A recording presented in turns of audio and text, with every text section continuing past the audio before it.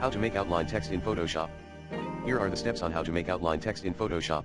1. Create a new document in Photoshop. 2. Type your text using the Type tool. 3. Select the text layer in the Layers panel. 4. Go to Layer Style Stroke. 5.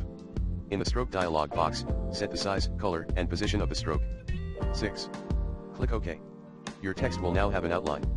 You can adjust the size, color, and position of the stroke by going back to the Layer Style dialog box. Here are some tips for making outline text in Photoshop. * use a thick stroke for a more dramatic effect. * use a thin stroke for a more subtle effect. * use a colored stroke to add interest to your text. * use a black stroke to create a classic look.